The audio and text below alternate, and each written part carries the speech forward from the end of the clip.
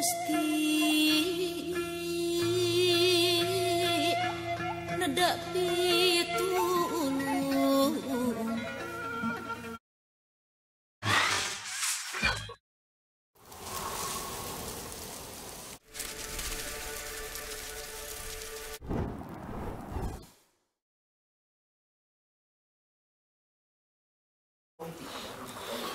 Dan Singapura bukan negara pencurian ya, atau bohara tepatnya, samarkan.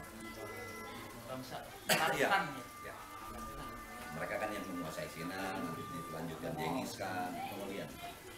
Nah terakhir Kubilai Khan ini melaporkan kepada Kaisar bahwa Anda tidak mungkin bisa menjajah bangsa itu.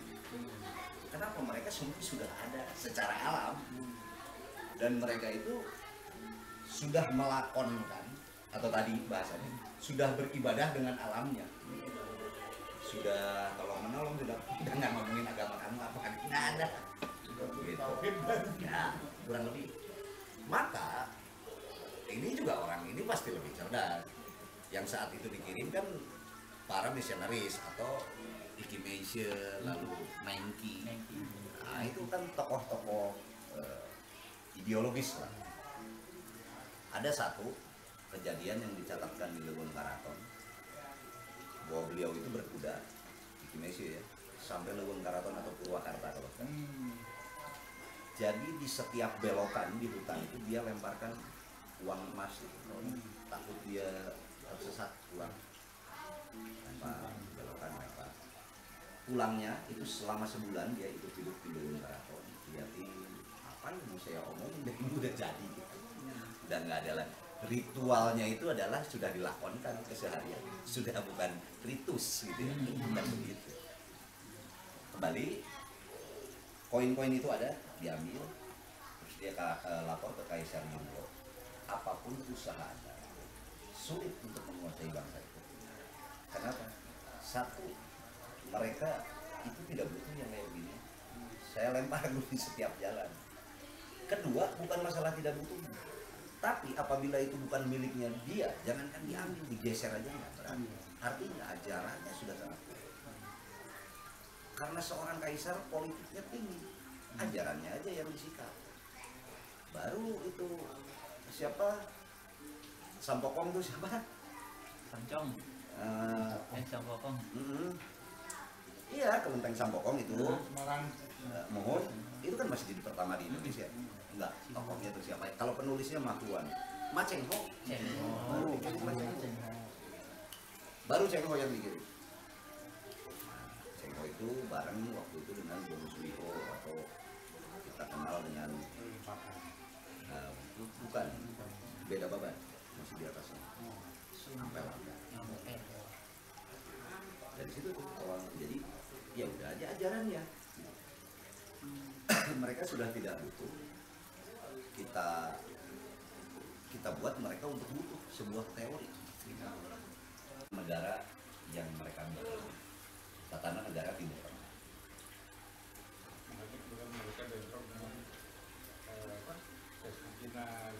Ya berikutnya babat berikutnya dan itu kan 14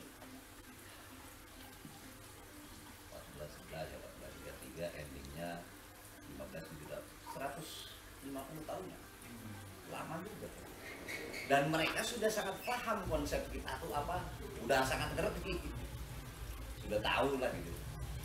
Dan mereka pakai konsep kita juga untuk memerangi kita dari pola keilmuannya, kodifikasi.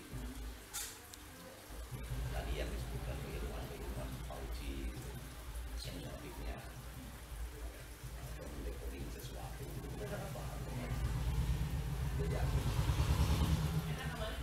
Kembalikan atau kata orang Sunda pulang belasan atau sandi sekarang ini zaman sekarang dipakai oleh teman-teman sandi juga gitu ya, untuk kodifikasi sangat sudah.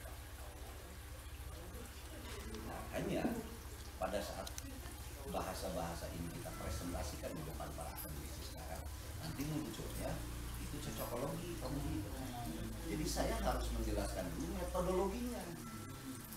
ada yang disebut panca curiga. Apa panca curiga itu? Sindir, sampir, sindir, siloka, sandi, simbol, satmita, sunyata. Apa?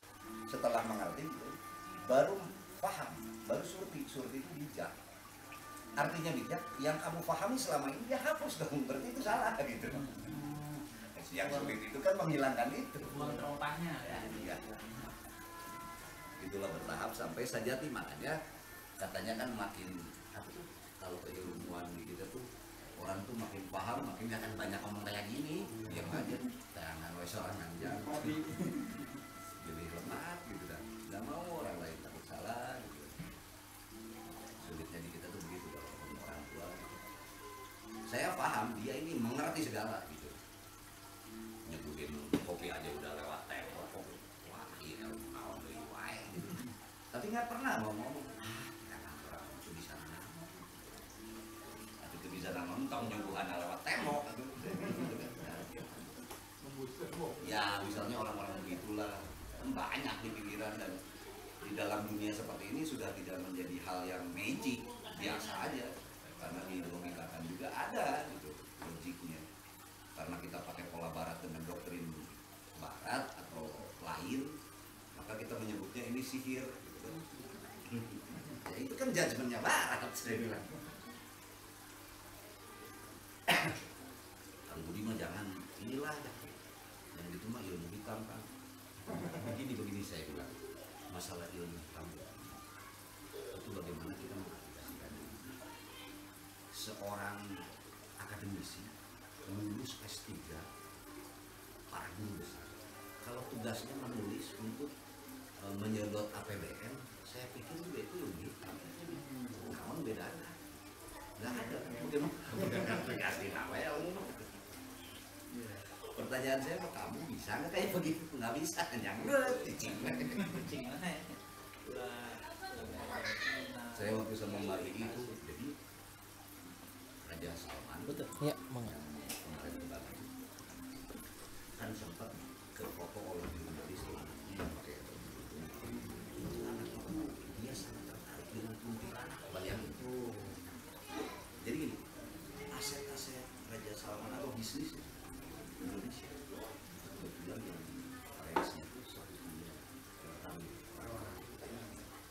jadi ada kedekatan, sehingga ingin dapat poinnya si cewek ini dia orang seni rupa, satu-satunya anak kerajaan Arab yang aneh tuh dia, masa pakai rok pendek kayak gitu ya. Jadi dia haus akan ilmu karena dia orang aneh, sampai dia suruh membiayai sebuah tim untuk satu mengkodifikasi, dua mendokumentasikan tentang keilmuan itu.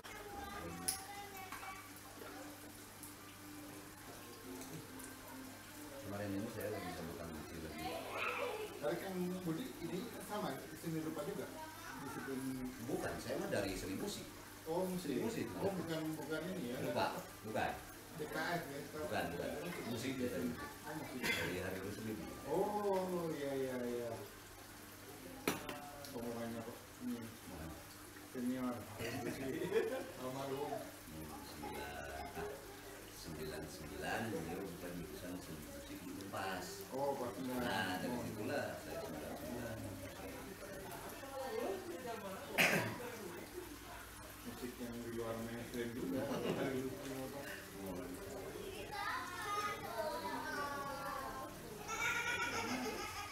Musik yang berjiwa.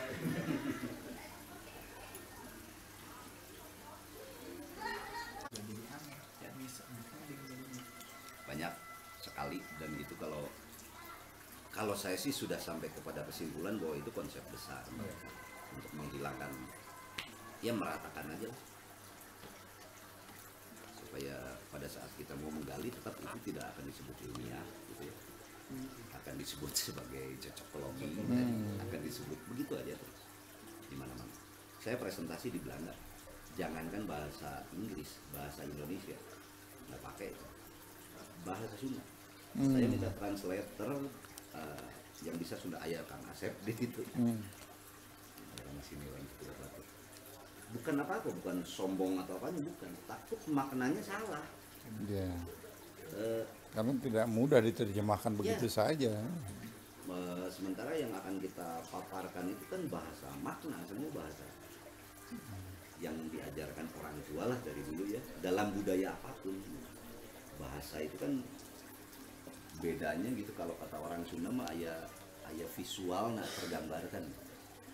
Misalnya Kang Budi di payun tuh di itu ditotong, gambarnya tuh ada ditotong tuh begitu tuh jatuh di jengkang, ada gini di jengkang jatuh juga di sirele berarti terpleset gitu. Tigorobas labu kan bala itu ngabubrang tina tangkal ngagedebut tina kasur, semuanya jatuh. Kalau bahasa Indonesia jatuh aja, ya jatuhnya lagi ngapain.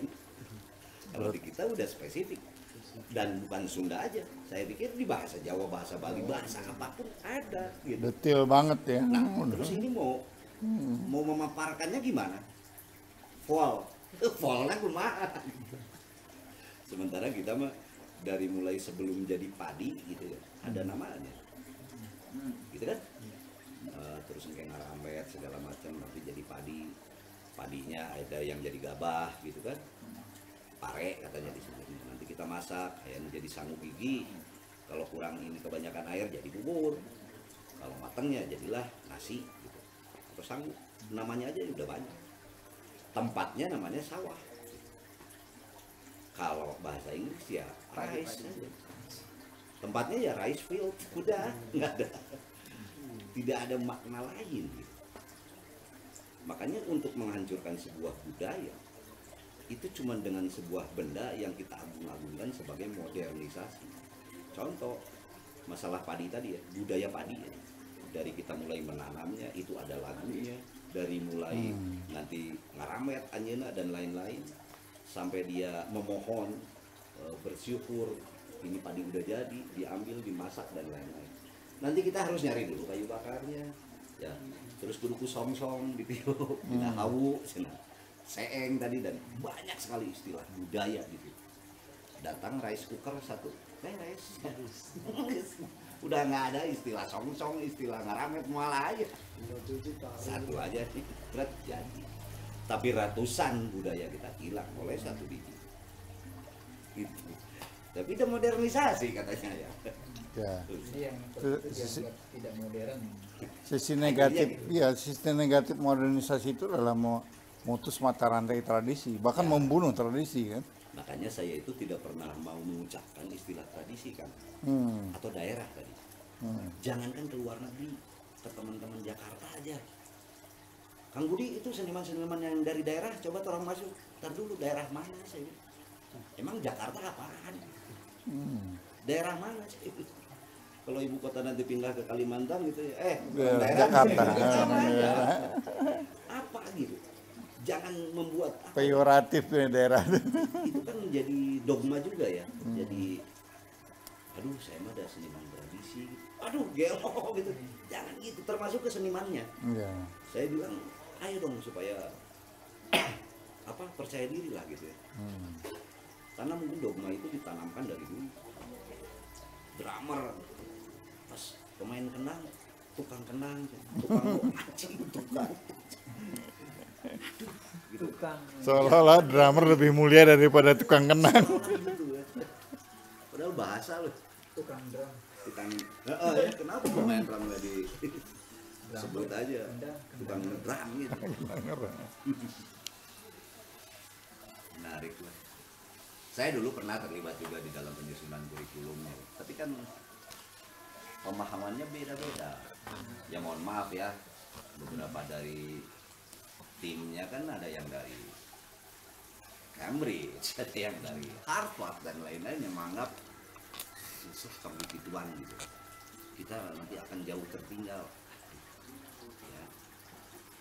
Waktu memperjuangkan itu tuh kurikulum nasional masalah bahasa aja saya nyebutnya bahasa. Saya sebetulnya yang tidak setuju ada disebut di situ bahasa lokal. Kayak interlokalan gitu. Jadi kan kecil gitu. Terus sekarang lagi kearifan lokal karena mencoba local wisdom itu ditranslate gitu ya. Aduh. Saya jarang pakai bahasa itu kalau lagi seminar atau apa enggak. Ya biar beda aja lah gitu. Kalaupun ada orang nanya ya nggak mau pakai aja. Jadi dikotomikan. Kalau wisdom kalau diterjemahkan berarti kalau aku lebih wisdom daripada Pemahamannya bisa begini. lebih bijak. Menjalankan Jadi gini Kang, saya mau cerita nih. Jadi tahun 2009 ketika saya masih aktif di Paramadina, saya kan di Pasca Sarjana Paramadina, Ya. jurusan filsafat Islam Sampai sampai 2013. sama Sastro Ngatawi, Ngatawi. Iya, Sastro, ya. sastra di Paramadinanya. Oh, di Paramadina. Kami di ICAS Oh, oke. Islamic College Iya, iya, yang kerja sama Cak Nur dulu dengan Iran, dengan Inggris ya. Iran sih sebetulnya, cuma dia markasnya Iya, iya. ngumpet di Inggris. Iya. Nah, itu 2009 itu kita kedatangan Profesor George McLean dari Catholic Washington University. Beliau itu membawa rombongan sekitar 10 orang dari berbagai negara, para filosof, pandita, ulama dan sebagainya. Ada dari Iran, dari India, dari Mesir, dari Singapura, dari Cina, segala macam. Rame-rame mereka akhirnya ke Indonesia, khususnya Pulau Jawa, ngajak kerjasama kita untuk bikin seminar di 10 universitas di Nusantara. Ya. Mereka ingin mencari filosofi emerging from culture, filsafat yang muncul dari Barat. Ketika ditanyakan kenapa, mereka dengan si McLean, mendiang ya, baru meninggal 2 tahun lalu, itu dengan jujur mengatakan bahwa peradaban kami sedang collapse, sedang shutdown, peradaban Barat. Maka untuk menyelamatkan kita harus berpaling ke timur. Mereka sudah ke Cina, sudah ke India dan sebagainya. Tapi akhirnya muaranya harus ke sini gitu. Itu kejadiannya hampir sama dengan Theosophy Society. Blavatsky. Ya, Oh, mereka ini kan Madam dulu Blavatsky. sampainya tuh di India. Sekarang juga masih di India. Pusatnya dan lain-lain. Tapi pada saat pemerintah Hindia Belanda membuka VOC-nya ke Batavia, masuklah dia ke Indonesia. Jalan tuh dia dari perjalanan Pujanggaman itu Banyuwangi sampai, terus dia bilang aduh kita salah nih ke India katanya. Ternyata di sini tapi sudah dilegalisasikan. Ya. Pusat teosofinya di ya Theosophy Society. Tapi ada satu statement dari dia yang menyatakan bahwa di sini sebetulnya lebih varian, secara filosofinya juga sudah tidak sulit untuk memaknainya karena sudah dilakonkan, sudah tidak simbol-simbol gitu. Di India Ajaran yang sangat hidup sulit. ya, ajaran yang hidup bukan hanya sekedar. sudah menjadi laku aja gitu laku. nilai filosofinya. Betul. Apa itu ya dalam perilaku tentunya kan sudah kelihatan bagaimana tata cara laku, tata dharma, tata buana, tata negara, tata salira. Ya seorang teolog gitu bisa menyimpulkan seperti itu juga kan bukan, ya artinya kalau barusan disebutkan seperti itu juga bukan tidak ada sebab, pasti mereka sudah menggali jauh. Iya, iya. Hanya ya kembali lagi ada memang sekelompok yang tidak ingin kebudayaan ini terbuka. Kang, kalau akan ingat waktu 2010 di Bogor itu, terus kan kita ke Candi Jiwa, Batu Jaya. lalu juga ke Gunung Padang. Itu kan di situ sudah dinyatakan bahwa ini peradabannya dibanding Mesopotamia, Babilonia, apapun, dan ini para ahli ya. Iya. Ini jauh. Harusnya sih diadakan kajian ulang atau apapun lah, peneliti itu disupport oleh negara atau siapapun. Untuk sehingga eksistensi kebudayaan itu akan muncul. Tapi kan ada yang ditakutkan. Kalau tiba-tiba ini iya dan terbukti secara Iya, akademis. betul. Jadi sejarah dunia itu control out del gitu ya. Di riset gitu kan. Oh, Kesulitannya tuh. Iya, bagaimana dulu ketika kita di timnya Andi Arief riset mandiri itu Gunung Padang tuh dihantam habis-habisan Pasti. sama kelompok Puslit Arganas. Juga lebih paham. Jadi makanya ya sesepuh kampung Gorteh sangat hati-hati gitu kan ke orang itu. Saya jadi paham kenapa mereka Makanya- jadi petinggi di antara murid-murid Madam Blavatsky itu kan ada yang belok kiri, ada yang belok kanan gitu ya. Ada yang menjadi Illuminati Ya. Luciferian, tapi ada yang Theosop yang ilahiyah gitu. Filosof yang ilahiyah, nanti mereka ini bikin organisasi Freemasonry untuk sosialnya. Artinya Freemasonry ini atau Freemason ini dibusukan karakternya oleh Vatikan lah. Oh, iya iya. Kalau ingin tahu Freemason ya jangan baca di Google, itu produknya Illuminati. Saya ketitipan banyak kalau dari loji-loji ya di kita naskah. Itu makanya saya agak heran kenapa para pendiri bangsa kita termasuk Bung Karno, Cokro Aminoto, Pak Kebono dan sebagainya itu mereka tarekat Freemason. Iya, tarekat Mason. Hasan Teosofinya Mustafa itu Mason. termasuk iya. Lojinya Hasan Mustafa. itu Gali Pakuan, Bogor. Lojinya di Bogor, Gali Pakuan. Iya. Barulah pindah di sini di Reforma.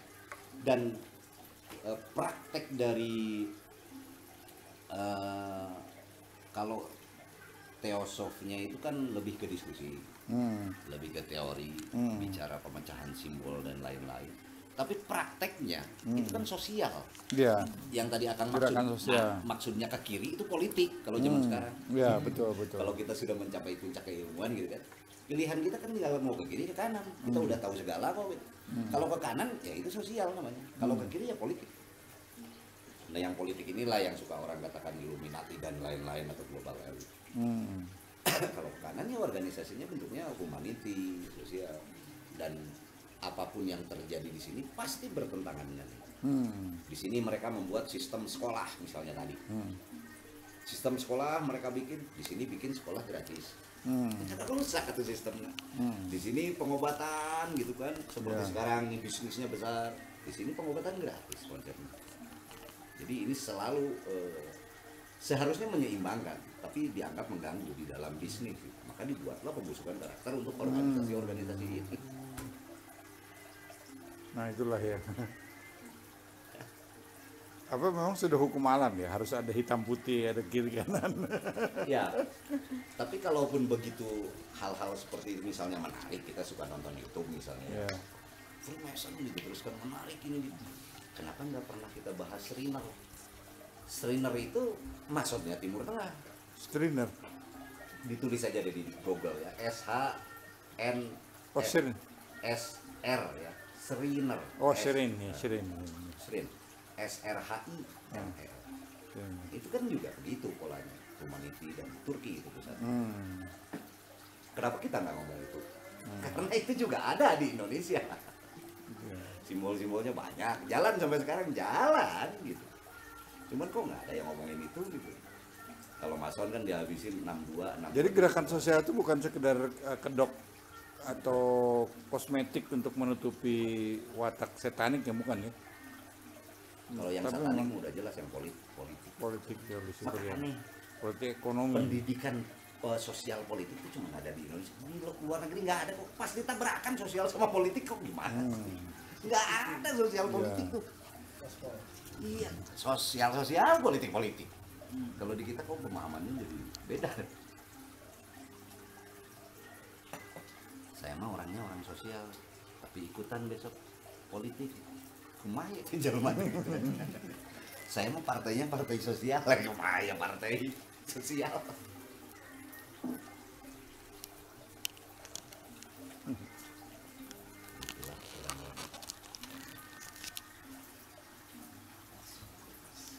Mereka ini organisasi sosial. Jadi kalau yang Islam mungkin ada zakat ya gitu. Nah pengelola itu atau CSR gitu. Di dalam setiap perjanjian bilateral atau antar negara itu pasti ada dana yang disisihkan untuk kemaslahatan masyarakat pasti. Tapi kan pengelolanya orang yang harus bisa dipercaya. Di Indonesia itu ada tahun 1755 itu ada perjanjian Giyanti. Giyanti ini 1755, makanya 1764 Freemason udah masuk. Mereka sebagai pengelola itu. Oh. Ya, di sana di Wetan, Mataram dulu kan, di Malang. Kan itu perjanjian antara Mataram dengan VOC untuk pengelolaan alam kita. Nah Nah ini kalau dikelola kan nanti ada margin nih, ada keuntungan. Iya. Contohnya mereka bisa revolusi industri, revolusi Prancis dan lain-lain, itu emang dari mana? Mereka nggak Modalnya dari punya kita. nilai mineral, semua dari sini, dari perjanjian Gianti. Dan perjanjian Gianti itu kan perjanjian terlama sedunia. Kalau kita buka di Google, perjanjian antar negara terlama sedunia, yang munculnya Gianti 300 tahun sampai 2005. Orang udah pada mati, udah ganti generasi, perjanjian masih berlaku terus ya. Makanya kan kita kepalkan tangan kiri katanya, aktivis kan di depan Unilever, wah ini produk asing, kata orang asingnya, baca dulu perjanjiannya. Lu tahu nggak kapan habisnya? Kan nggak ngerti, itu kan dianggap klinik di kita mah yang gitu-gituan. Apaan lah yang gitu. Walaupun mungkin bisa jadi itu siasat ya, Siasat bisa. siasat kolonial untuk melanjutkan kolonialismenya itu. Ya kalau sekarang sulit Pak, prakteknya kan sudah oleh bangsa kita. Iya betul. Jadi wariskan. Iya. Makanya Pak Karno kan hati-hati dengan penjajah bangsa sendiri itu, Iya, maksudnya itu betul. dia sudah sangat mengerti, paham mereka udah masuk. Makanya saat itu dia bubarkan tahun 62 Freemason itu. Dia bubarkan itu bukan dibubarkan, tapi putuskan hubungan Anda dengan Grand Lodge, dengan Masjid Agungnya gitu. Kan ada 3 tuh, Belanda, Inggris sama Prancis tuh. Kamu jangan jadi menginduk ke sana, bikin aja sendiri gitu. Makanya 62 itu kan dulu KKN, Kepala Kepolisian Negara, ketuanya aja Kapolri kok dulu. Ketua Freemason Pak Sukamto. Sukamto terakhir. Beliau lagi umroh, dibubarkan sama Pak Karno. PP nomor 268 tahun 62. Dibubarkan tuh maksudnya namanya berubah jadi nama Indonesia, segala macamnya Indonesia. Karena apapun yang di dalamnya tidak ada yang negatif. Yang membuat negatif itu kan informasi YouTube ya. Orang-orang asalnya diam aja. Iya. Jadi staf ahli semua malah dipepenak. Iya. Itu kan logi. Ininya kan banyak sekali ya bangunan-bangunan mereka itu loji-loji gedung Bapenas, Pusat. Bundaran Ya, itu HI, pusatnya, Pak. Suropati. Jadi yang disebut Loji Bintang Timur, kalau di Iya. Indonesia itu kan pusatnya tuh Loji Bintang Timur. Loji Bintang Timur itu Bapenas. Berubah aja namanya jadi Bapenas. Tugasnya apa? Merencanakan Indonesia ke depan. Sama dulu juga begitu. Mason Iya. itu tugasnya. Dengan segala macam pertimbangan dari kedokteran gimana, dari keagamaan bagaimana, dari semua orang-orang pintar kok. Dari keagamaannya kiai semua isinya. Cuman kan sulit sekarang, ya kan mungkin ada yang berani Tidak ngaku. tidak identik dengan ateisme atau sekularisme ya, Nggak ada. Mason itu ya. Nggak ada. Mau nggak punya agama nggak apa-apa, punya agama ya lebih baik gitu. Karena tidak ada 2 yang tidak boleh diobrolkan di meja itu, 1 agama, 2 politik. Nggak boleh. Nggak ada urusan yang itu mah di rumah kan. Makanya program mereka tuh bikin sekolah namanya Netralis School. Kalau kita lihat ya di foto-foto India Belanda ada tuh Taman Siswa Netralis School. Apa Netralis? Netralis School itu sekolah yang tidak mengajarkan agama. Bukan tidak penting, agama itu urusan anak itu dengan bapaknya. Jangan di sekolah, sekolah sains saja. Gitu. Itu sebetulnya poinnya. Tapi itu yang menjadi kelemahan kelompok ini untuk diisukan bahwa mereka tidak percaya Tuhan. Ya. Wah itu mah kalau cerita itu, waduh, ngeri lah. Orangnya orang-orang besar. Dan target mereka tuh tidak ada lain selain Nobel. Gitu. Kalau mereka ini member lah gitu. Nobel itu sudah target terakhir, artinya dia sudah membaktikan sesuatu apapun kepada masyarakat, tapi diakui. Bapak pembangunan, bapak koperasi, itu kan yang menjuluki itu masyarakat, bukan. Artinya ada sebuah kajian yang dia buat menjadi sebuah sistem dan dipraktekkan berhasil juga. Gitu. Bapak kuliner, cuman kuliner doang, tapi saya diakui. Dan pengkajiannya juga sampai masuk ke gang, makanan ini begini, ini begini, ini begini. Almarhum Pak Bondan. Ya. Minarno. Sok. 82 angkatan. News itu, news. Sekarang udah banyak anunya apa penerusnya. Tapi bapaknya cuma satu. Cuma satu. WL tuh itu. Yang belok kanan. Di Swedia tuh kan tempatnya. September lalu saya ke Swedia tuh, waduh, sangat apa ya, sangat dihargai gitu orang-orang yang walaupun pernah berbuat sesuatu. Saya pernah menerangi listrik sekampung apa gitu, tapi dapat kegelarannya di sana diakuinya gitu. Paling tidak kan kita pernah berbuat sesuatu buat masyarakat real yang tidak pernah terpikirkan orang lain gitu. Tinggal kalau kamu mau contoh aja deh ini, contoh. Bapaknya mah dia aja.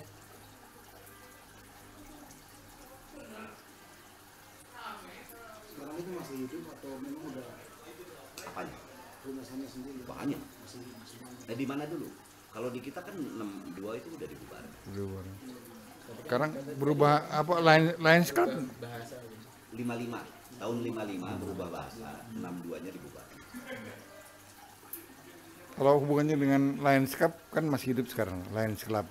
Kalau Lions Club, Rotary Club atau Amor gitu, itu mereka organisasi sosial. Kalau di dalam keorganisasiannya disebutnya Co-Freemasonry.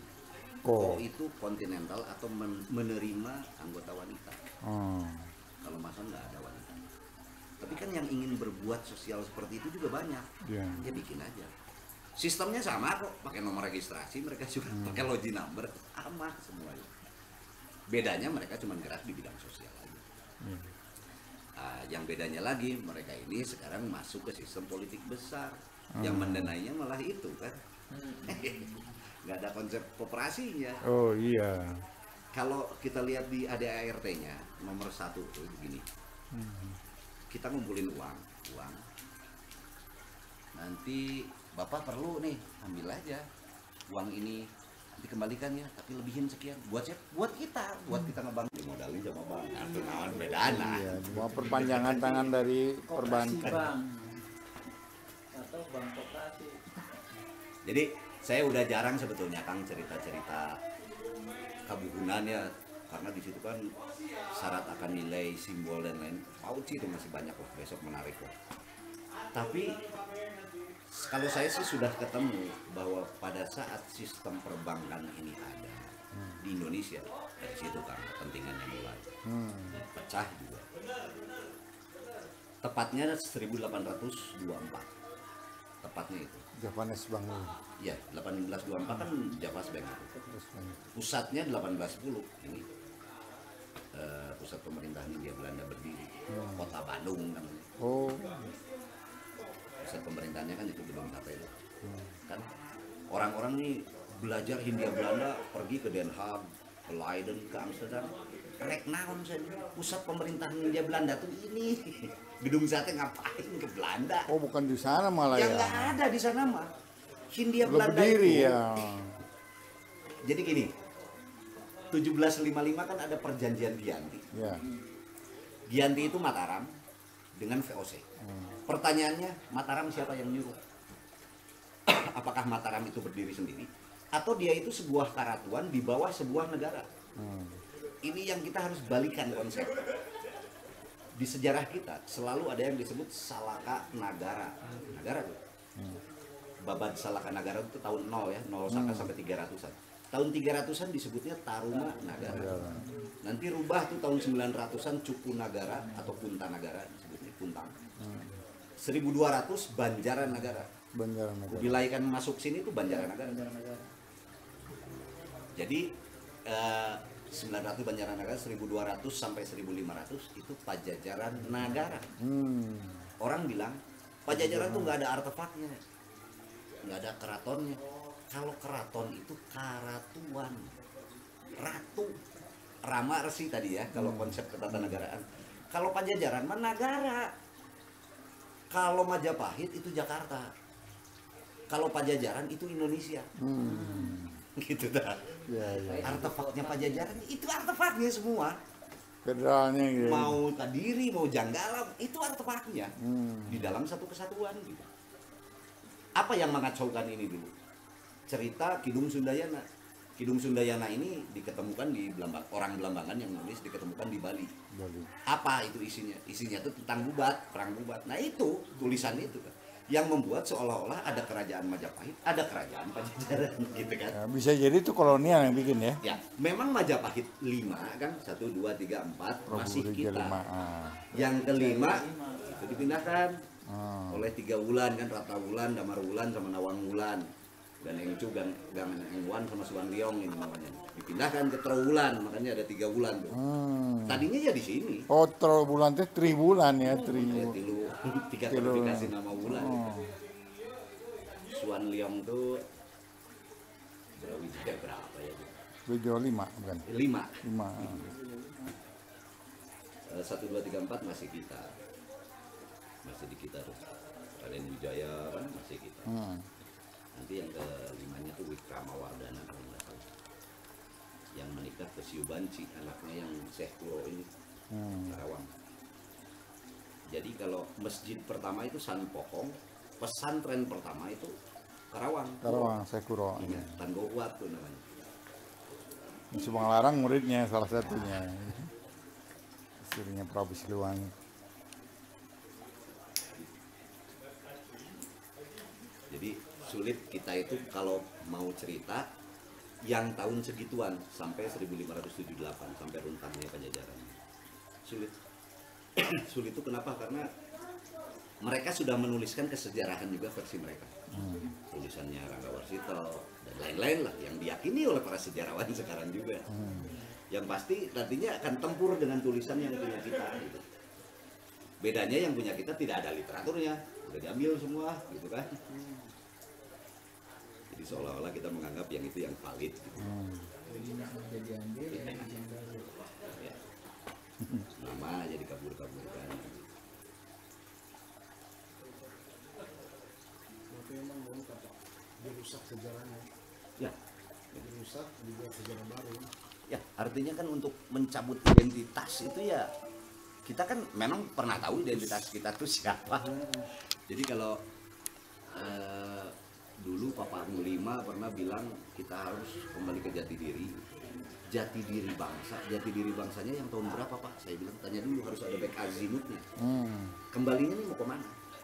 Ke kemerdekaan dong, Kang Budi. Kalau ke kemerdekaan kita harus jadi negara kapitalis terhebat di dunia. Kan di konferensi meja bundar itu yang diobrolinnya nomor satunya Javas Bank tuh. Iya kan? Atau orang kudu kesebat tuh dari di sisi keuangan ya. Harusnya kita menjadi negara kapitalis yang hebat baru berhasil. Kalau ke 45, jadi kebudayaan itu akan berubah tergantung regulasi yang membuatnya juga. Pada saat sekarang anak sekarang main gadget, main apa? Jangan nyalahin anaknya, jangan.